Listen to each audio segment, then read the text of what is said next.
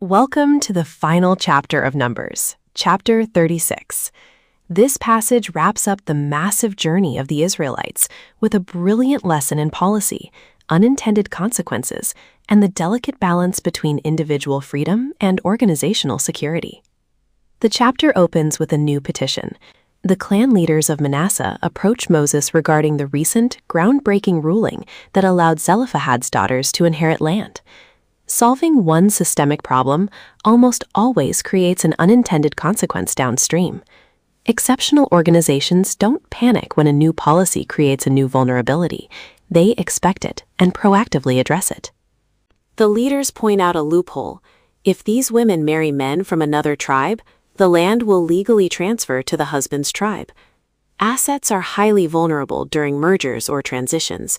If core equity isn't protected by strict boundary laws, it will naturally drift away from the organization through completely legal technicalities.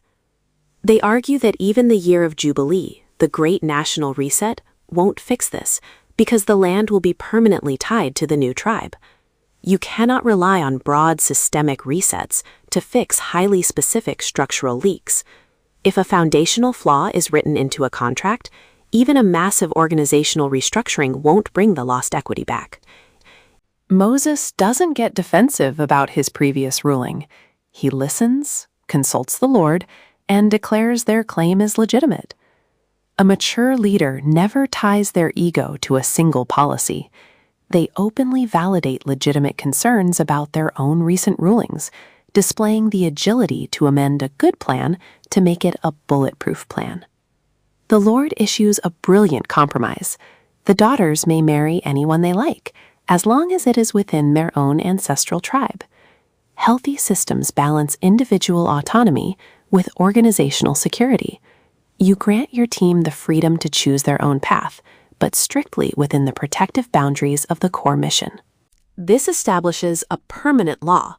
No territorial land may pass from tribe to tribe. Each tribe must keep its allotted portion. Foundational equity must be locked down.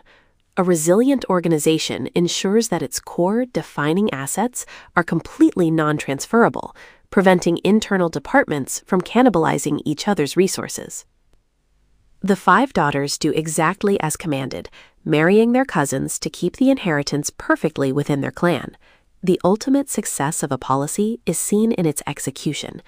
When leadership communicates a boundary that is both fair and protective, stakeholders will voluntarily align their personal choices with the organization's needs.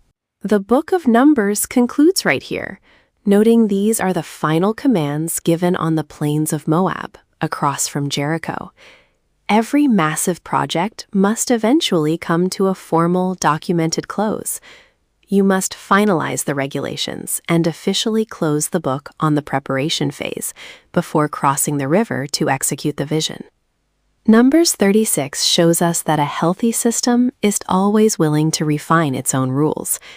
This leaves us with 2 important questions to chew on today.